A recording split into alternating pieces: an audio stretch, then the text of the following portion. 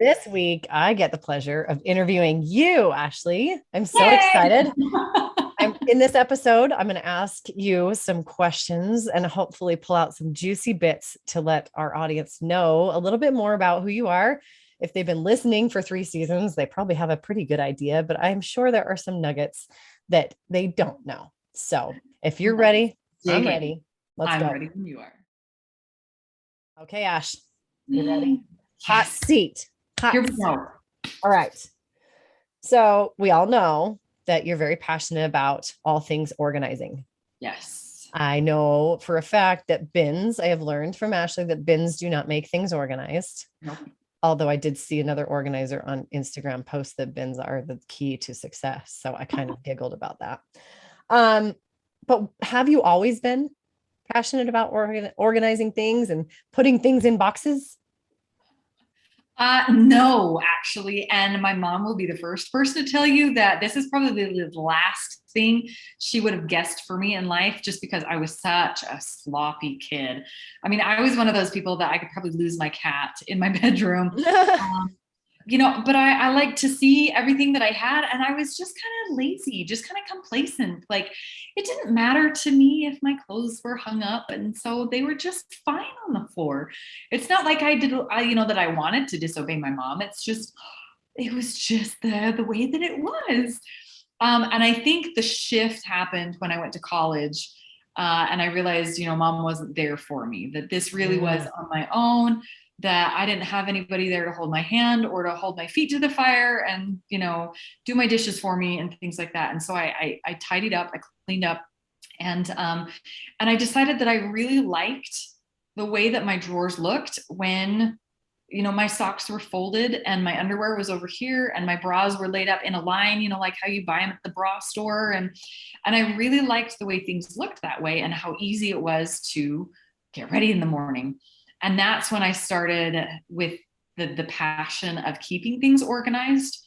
I still am trying to develop the passion for cleaning, but I love, that's funny. oh mercy, it's such a different ballgame. But it's to develop the passion for decluttering and organizing started in college, and then I realized that I did have some natural talent there, Mhm. and that my friends viewed me as something of an expert before I ever considered myself an expert. And so that's where the passion grew. When you can meet a need with a natural talent, Yeah. there was a passion there to say, I have that natural talent, I can go teach people, and it makes a difference for them, Yeah. which in turn makes me feel good that I could have that kind of impact. So no, I haven't always been this passionate about it. It sure grew, and it grew quickly, and it's been so much fun ever since. Sounds like from our conversations, though, it was in there from your mom. But it was in there. You know how we plant those things in our kids and we just pray that they're listening? It sounds like it was a little bit of that, that your mom was like, this is how we organize and this is what you should do. And she was like, please remember this when you actually decide to do it. Oh, I mean, my messiness was not from a lack of teaching and not from lack of trying on my parents' part. It was just my complacency and just kind of the whole home, like, life is just meant to be fun. Like, why would I fold my clothes? Because that's not fun. But yeah, no, it really was just kind of it was taught. I wouldn't say it was a passion anytime soon. Uh, but I also had other passions and interests at the same time that I was learning all of those. Right. And so, we're never a one-trick pony. Right. It's just a matter of digging in and discovering that, I like this. Yeah. I actually do have a passion for it. It was just a little bit of self-discovery, and to be able to move on from there. Well, you've taken that passion and you've helped so many people. We have mutual clients, which makes me happy because we've talked about so many times that you probably have the same problem in multiple areas of your life. Yep. What is the biggest value that you bring? How do you serve these clients the very best? What do you do? How do you help them? I teach people. So a lot of times we get really intimidated when it comes to decluttering and organizing. And we do think that bins are our saving grace, that they're going to solve all of our problems. Now, I will say that a good structure will save your bacon. But that good structure doesn't necessarily come in the form of a bin. But we get really wound up in the emotion of all of the stuff that we have. And when people just say, oh, well, just get rid of it. Like, you could live so much of a better life if you just get rid of it, just throw it away, just donate it. But what happens if we can't? Right. So many times there's this saying in the world of organizing that says, clutter is just delayed decisions. Ooh, I've never heard that. I like that. But what if you don't know what decisions are available to be made? What if you have never learned what's holding you back? Right. You can't make that decision if you don't know what's holding you back. If you don't know what your options are, you can't move forward. And so what I do is I show you, these are your options. This is what's holding you back. And it's simple. It's 5 things. So let's understand what these 5 emotional draws are. This mental clutter that we have associated with our stuff, but we're not going to dig into it right now.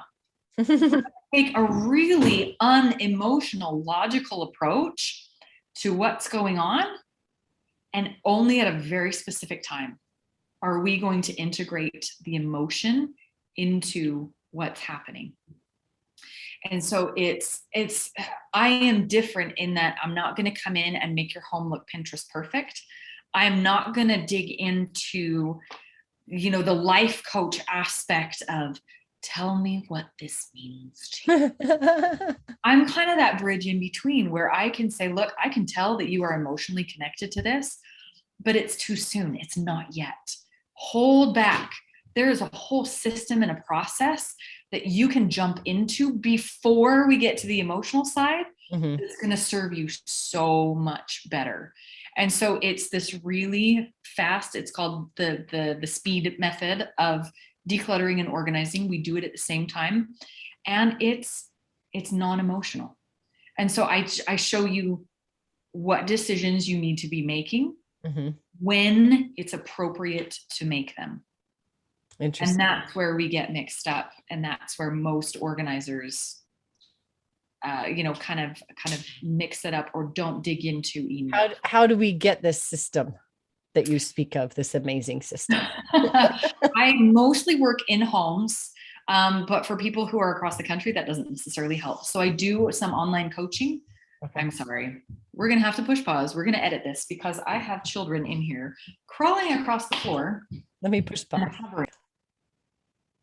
And I don't want to badmouth any of their organizers, because most organizers, we all have a very similar process. Sure. And they all work, and it's great. And there are different techniques for different people depending on what you need where. But I do want to say that I have seen so much success from the way that I teach how to actually get this done, because it is removing that emotion. I know what decisions I'm going to make when I get there, and it's immediate implementation, and you leave with a structure that's going to be doing all of the thinking for you. Yeah. And it's so much fun. So yeah, I can definitely do online consultation and walk you through the process, because it is simple to teach. It's a 5-step process that will have you walking away with a completely new system and a completely new mindset on how to change what was in the past, how to structure your present, and how to prevent things from reverting back to the way they were. And so just to really walk into the future with the right kind of mindset. So that's how I help people. And is your speed method, is that what makes you unique? Yes, absolutely. Different than all the other organizers out there? Yep. So it's a method. I teach you 5 steps of how to let go of the past, 5 steps how to organize yourself in the present, and then 5 steps of how to be proactive for the future. And so it's really quick, it's really simple, and it's an entire package.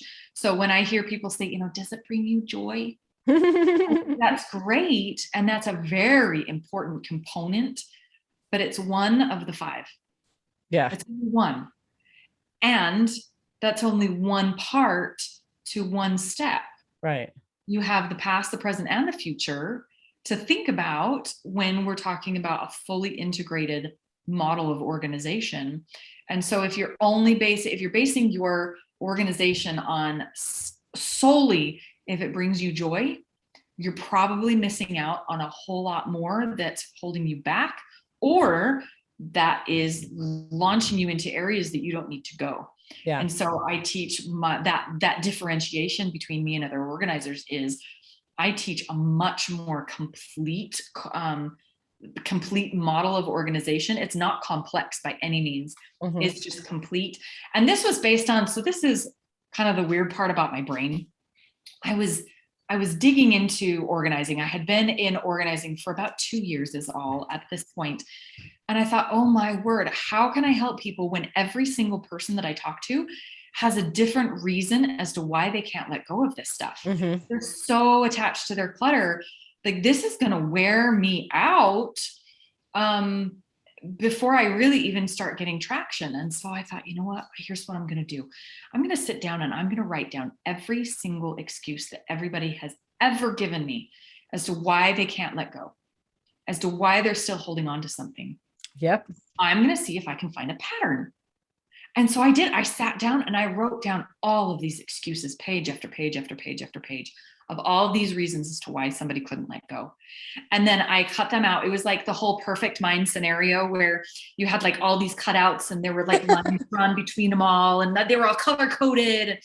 And I realized as I started grouping excuses together that there were patterns. Uh-huh. And there were things that I was like, wow, this makes so much sense. If I group all of these together, they have common behaviors that underlie these excuses. And here's a pattern of behavior, and here's a pattern of behavior, and over there is a pattern of behavior. And so I identified 5 patterns of behavior, 5 thought processes that no matter what excuse you had, falls into one of those. Into one of these 5. Very, very cool. And I went, oh my word. Like my brain. Super cool. And so instead of addressing each individual excuse, I was addressing a pattern of behavior. And if there were only 5, you can't wear me out that way. No. People say, oh my gosh, are you so intimidated going to people's homes? I'm like, no. Because I know it's going to fit into one of 5 places. That's genius. And so that's how I developed my speed method. That's how I've been able to take people from absolute overwhelm to, wait, that's it? That's all I have to do? That's all I have to think about? Oh, okay. Love it. And it changes patterns of behavior, not just 1 or 2 excuses that come out of our mouth. It's really changing patterns of behavior based on our relationship with our stuff. And it really is that easy. All right. Well, I love it. That's awesome. Well, this was fun. See, I've learned more about you than I even knew. I love digging into this kind of stuff. It's fun to dig down deep. But as we talk, as we communicate, like, this is why you and I clicked so much, is that a lot of the things that I teach are very, very much in line with what you teach. And we're going to be talking about you next week as well.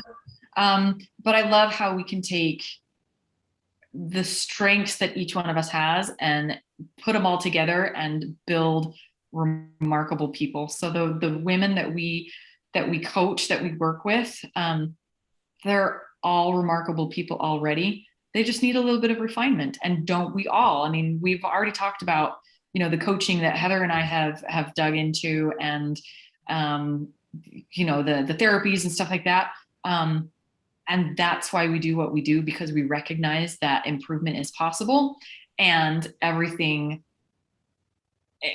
touches and connects with everything else. Yeah. And so it's a lot of fun to teach the concepts that I've learned in other areas of my life through other coaching, and be able to see, oh, that makes sense. That fits into, my speed method right here.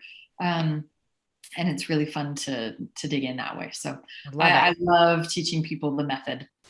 So cool. Well, next week you get to do this to me. Yay, I'm so excited. All right. Well, Heather, I appreciate it. Yes. Okay. Next week. Awesome. See you then. See you then.